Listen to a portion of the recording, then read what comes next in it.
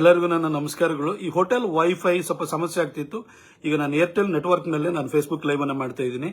ಈಗ ನೇರವಾಗಿ ವಿಚಾರಕ್ಕೆ ಬರೋದಾದ್ರೆ, ನನ್ನ ಹುಣಸೂರಿನಲ್ಲಿ ಹನುಮಾನ್ ಜಯಂತಿ ನಡೀತಾ ಇತ್ತು. ಆ ಹನುಮಾನ್ ಜಯಂತಿಯ ಸಂದರ್ಭದಲ್ಲಿ ಮಾಧ್ಯಮ ಮಿತ್ರರು ನನ್ನ ತಮ್ಮನ ವಿರುದ್ಧ ಇರುವಂತಹ ಆರೋಪದ ಬಗ್ಗೆ ಒಂದಷ್ಟು ಕ್ಲಾರಿಫಿಕೇಶನ್ ಸ್ಪಷ್ಟನೆಯನ್ನು ಪಡ್ಕೊಳ್ಳಕ್ಕೆ ಅಂತ ಬಂದಿದ್ರು. ಆ ಸಂದರ್ಭದಲ್ಲಿ ನಾನು ಎಫ್ಐಆರ್ ಬಗ್ಗೆ ಪ್ರತಿಯೊಂದರ ಬಗ್ಗೆ ನಾನು ಹೇಳಿ ನಾನು ಸ್ಪಷ್ಟನೆಯನ್ನು ಕೂಡ ಕೊಟ್ಟೆ. ಹಾಗೆ ಮುಂದುವರೆದಂತೆ ಮಾಧ್ಯಮ ಮಿತ್ರರು ಕೇಳಿದ್ರು, ಪ್ರತಾಪ್ ಸಿಂಹ ಅವರನ್ನು ವೈಯಕ್ತಿಕವಾಗಿ ಟಾರ್ಗೆಟ್ ಮಾಡಲಾಗ್ತಿದೆ ಅಂತ.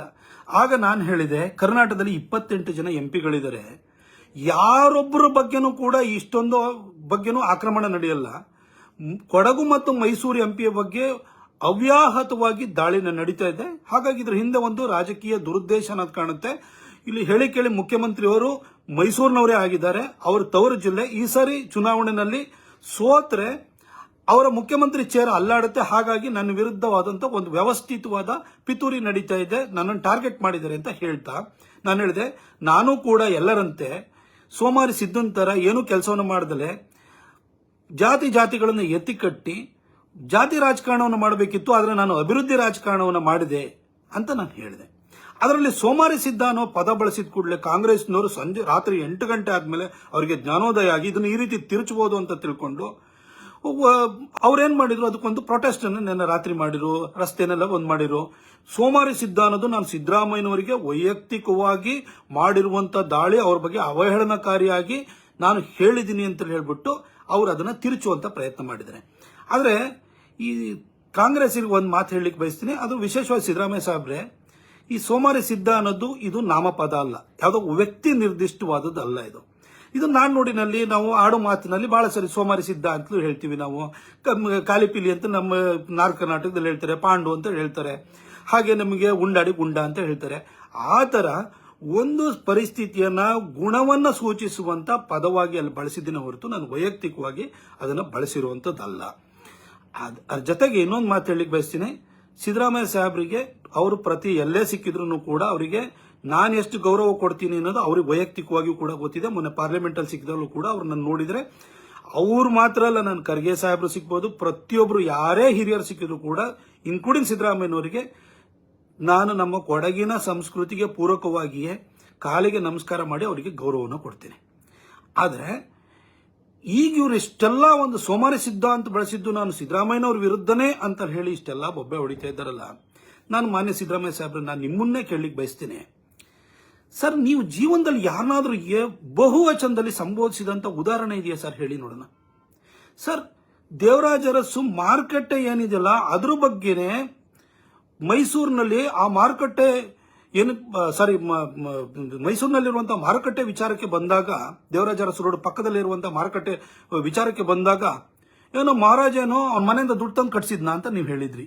ಮಹಾರಾಜರನ್ನೇ ನೀವು ಏಕವಚನದಲ್ಲಿ ಮಾತಾಡಿಸ್ತೀರಿ, ಮಹಾರಾಜರು ಎಷ್ಟು ದೊಡ್ಡ ವ್ಯಕ್ತಿಗಳು ಅಂತ ಗೊತ್ತು. ಹಾಗೆ ನಿನ್ನೆ ನೀವು ಒಂದು ಟ್ವೀಟ್ ಮಾಡಿದ್ರಿ, ನಾವು 5 ಭರವಸೆನ ಈಡೇರಿಸ್ಬಿಟ್ಟಿದೀವಿ, ಮಿಸ್ಟರ್ ಮೋದಿ 2 ಕೋಟಿ ಜಾಬ್ ಎಲ್ಲ ಹೋಯ್ತು ಅಂತ ಕೇಳಿದ್ರೆ, ಮೋದಿ ಅವರು ಮಿಸ್ಟರ್ ಮೋದಿ ಅಲ್ಲ, ಅವರು ಈ ದೇಶದ ಆನರಬಲ್ ಪ್ರೈಮ್ ಮಿನಿಸ್ಟರ್. ಅವರನ್ನ ಗೌರವಾನ್ವಿತವಾಗಿ ಸಂಬೋಧಿಸಬೇಕು. ಆದ್ರೆ ನೀವೇನಂತ ಕರೆದಿದ್ರಿ, ಮಿಸ್ಟರ್ ಮೋದಿ ಅಂತ ಕರೆದಿದ್ರಿ.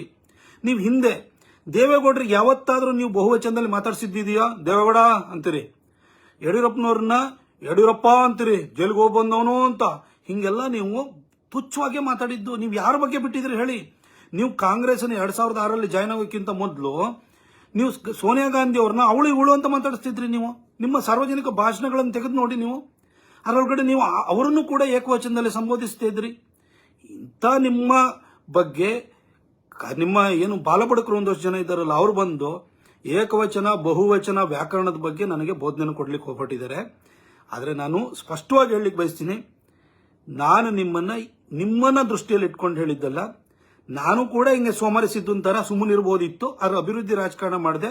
ಇದು ಮಾಡಿದ್ರಿಂದ ಬಹಳ ಜನಕ್ಕೆ ಕಣ್ಣು ಕುಗ್ತಾ ಇದೆ ಅಂತ ಅನಿಸ್ತದೆ ಅನ್ನೋ ಕಾರಣಕ್ಕೋಸ್ಕರ ನಾನು ಅಷ್ಟನ್ನು ಹೇಳಿದ್ದೀನಿ ಹೊರತು ಇದ್ರ ಹಿಂದೆ ಬೇರೆ ಇನ್ಯಾವ ಉದ್ದೇಶನೂ ಇಲ್ಲ. ನಿಮ್ಮ ಬಹಳಷ್ಟು ಜನ ಮೈಸೂರಿನಲ್ಲಿ ಒಂದಷ್ಟು ಜನ ನಿಮ್ಮ ಬಾಲಬಡಕರು ಹುಟ್ಕೊಂಡಿದ್ದಾರೆ. ಸರ್, ದಯವಿಟ್ಟು 2024 ಲೋಕಸಭಾ ಚುನಾವಣೆಯಲ್ಲಿ ನನ್ನ ವಿರುದ್ಧ ಯಾರನ್ನು ಅಭ್ಯರ್ಥಿಯಾಗಿ ಮಾಡ್ತೀರಿ ಈಗಲೇ ಘೋಷಣೆ ಮಾಡಿ ಸರ್. ಈ ಬೊಬ್ಬೆ ಸ್ವಲ್ಪ ಕಮ್ಮಿ ಆಗೋಗುತ್ತೆ. ನಿಮ್ಮನ್ನು ಇಂಪ್ರೆಸ್ ಮಾಡೋದಕ್ಕೋಸ್ಕರವಾಗಿ ನಾನು ಮೇಲೂ ಅಂತ ಹೇಳ್ಬಿಟ್ಟು 5-6 ಜನ ಕ್ಯಾಂಡಿಡೇಟ್ ಇದ್ದಾರೆ. ಅವ್ರು ಯಾರಿಗಾರು ಒಬ್ರು ಹೆಸರನ್ನು ಘೋಷಣೆ ಮಾಡಿ ಆನಂತರ ಅವರವರೇ ಬಡದಾಡ್ಕೊಳ್ತಾರೆ. ಈ ಫಸ್ಟ್ ನೀವು ಹೆಸರನ್ನು ಘೋಷಣೆ ಮಾಡಿ ಸರ್. ನಿಮ್ಮನ್ನು ಇಂಪ್ರೆಸ್ ಮಾಡೋದಕ್ಕೋಸ್ಕರ ನನ್ನನ್ನು ಆಗಾಗ ತಂದು ಅದನ್ನು ರಾಜಕೀಯವಾಗಿ ಬಳಸ್ಕೊಳ್ತಿದ್ರೆ, ನನ್ನನ್ನು ಅವಹೇಳನ ಮಾಡುವಂತ ಕೆಲಸವನ್ನು ಮಾಡ್ತಿದ್ರೆ ದಯವಿಟ್ಟು ಬೇಗ ಘೋಷಣೆ ಮಾಡಿ. ಅದ ನಂತರ ಇನ್ನೊಂದಷ್ಟು ಜನಕ್ಕೆ ಆ ನಿಗಮ ಮಂಡಳಿನ ಘೋಷಣೆ ಮಾಡಿ ಅವರಿಗೆಲ್ಲ ರಿಹ್ಯಾಬಿಲಿಟೇಟ್ ಮಾಡಿ ಸರ್. ಅವರು ನಿಮ್ಮ ಪರವಾಗಿ ಘೋಷಣೆ ಹಾಕಿ ನಿಮ್ಮನ್ನು ಇಂಪ್ರೆಸ್ ಮಾಡಲಿ ಪ್ರಯತ್ನ ಮಾಡಿ ಸತ್ತು ಸುಣ್ಣಾಗಿ ಹೋಗ್ಬಿಟ್ಟಿದ್ದಾರೆ ಅವರು. ಬೇಗ ನಿಗಮ ಮಂಡಳಿನ ಘೋಷಣೆ ಮಾಡಿ. ಆವಾಗ ಮೈಸೂರಿನಲ್ಲಿ ಇಂತಹ ಅಪದ್ಧಗಳು, ಈ ರೀತಿ ಸುಳ್ಳೆ ಇದು ಬೊಬ್ಬೆ ಹಾಕುವಂಥದ್ದು ಇದೆಲ್ಲ ನಿಲ್ಲುತ್ತೆ ಅಂತ ಹೇಳ್ತಾ, ಹಾಗೆ ನನ್ನ ತಮ್ಮನ ವಿರುದ್ಧ FIR ಇಲ್ಲ, ಏನೂ ಇಲ್ಲ, ನನ್ನ ತಮಗೆ ಸಂಬಂಧಪಟ್ಟಿಲ್ಲ. ಆದರೆ ನೀವು ಇಷ್ಟೆಲ್ಲ ಬೋಧನೆ ಕೊಡ್ತೀರಲ್ಲ, ನಿಮ್ಮ ಕಾಂಗ್ರೆಸ್ನ, ಕರ್ನಾಟಕ ಕಾಂಗ್ರೆಸ್ನ ಫೇಸ್ಬುಕ್ನಲ್ಲಿ ಏನೇನು ಹೇಳಿದ್ರಲ್ಲಿ, ಪ್ರತಾಪ್ ಸಿಂಹ ಭಯೋತ್ಪಾದಕರಿಗೆ ಪಾಸ್ ಕೊಡೋದ್ರಲ್ಲಿ ಬ್ಯುಸಿ ಆಗಿದ್ದಾನೆ, ಅವನ ತಮ್ಮ ಮರ ಕದಿಯೋದ್ರಲ್ಲಿ ಬ್ಯುಸಿ ಆಗಿದ್ದಾನೆ ಅಂತ ಹಾಕಿರಿ. ನನ್ನನ್ನು ಕೂಡ FIR ಎಲ್ಲದ್ರ ಬಗ್ಗೆ ನಾನು ಹೇಳಿದ್ದೀನಿ. ಅದಾದ್ಮೇಲೂ ಕೂಡ ಪ್ರತಾಪ್ ಸಿಂಹನ ತಮ್ಮ ಕಾಡುಗಳ್ಳ, ಪ್ರತಾಪ್ ಸಿಂಹ ಏನು ನಾಡಕಳ್ಳ ಅಂತ ಹಾಕಿದ್ರಿ ಸರ್. ಇದಾ ನೀವು ಗೌರವ ಕೊಡುವಂಥದ್ದು?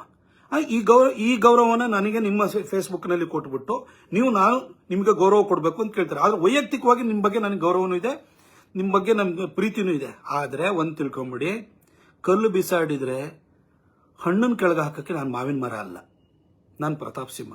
ಕಲ್ಲು ಬಿಸಾಡಿದ್ರೆ ನಾನು ಕಲ್ಲನ್ನೇ ವಾಪಸ್ ಬಿಸಾಡುವಂಥದ್ದು ಅಥವಾ ಅದಕ್ಕಿಂತ ತೀವ್ರವಾದದ್ದನ್ನು ಮಾಡ್ತೀನಿ. ಜೊತೆಗೆ ನಾನು ನಿಮ್ಮನ್ನು ಕೇಳ್ಕೊಳ್ತೀನಿ ಸರ್, ಚುನಾವಣೆನ ನಾನು ನೆನ್ನೆನೂ ಹೇಳಿದ್ದೀನಿ ಸರ್, ವಿಚಾರದ ಇಟ್ಕೊಂಡು ಅಭಿವೃದ್ಧಿಯನ್ನು ಇಟ್ಕೊಂಡು ನಾವು ಫೈಟ್ ಮಾಡೋಣ. ವೈಯಕ್ತಿಕ ಯಾಕೆ ಸತತವಾಗಿ ನನ್ನ ಮೇಲೆ ವೈಯಕ್ತಿಕ ದಾಳಿನ ಮಾಡ್ತಾ ಇದ್ರಿ ಸರ್? ಇನ್ನೂ ಮುಂದಕ್ಕೆ ಹೋಗ್ತೀರಿ, ಇನ್ನೂ ನನ್ನ ಕ್ಯಾರೆಕ್ಟರ್ ಅಸಾಸಿನೇಷನ್ ಮಾಡಲಿಕ್ಕೆ ಪ್ರತಿಯೊಂದು ಪ್ರಯತ್ನವನ್ನು ನೀವು ಮಾಡ್ತೀರಿ ಅಂತ ನನಗೆ ಗೊತ್ತಿದೆ ಸರ್. ಆದರೆ ಇದು ನೇರವಾದಂತಹ ರಾಜಕಾರಣ ಅಲ್ಲ ಸರ್.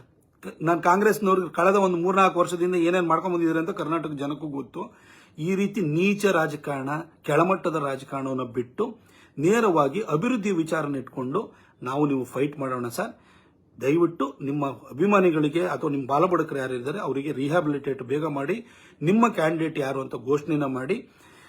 ವೈಯಕ್ತಿಕವಾಗಿ ಅವಹೇಳನ ಮಾಡುವಂಥದ್ದನ್ನ ನಿಮ್ಮ ಕಾಂಗ್ರೆಸ್ ಸೋಷಿಯಲ್ ಮೀಡಿಯಾದಲ್ಲಿ, ಫೇಸ್ಬುಕ್ನಲ್ಲಿ ಇನ್ನೊಬ್ಬರ ಬಗ್ಗೆ ಏಕವಚನದಲ್ಲಿ ಹಾಕುವಂಥದ್ದನ್ನ, ನಾಡಕಳ್ಳ, ಕಾಡುಗಳ್ಳ ಅಂತ ಸುಳ್ಳೆ ಹಾಕುವಂಥದ್ದನ್ನ ದಯವಿಟ್ಟು ನಿಲ್ಲಿಸಿ.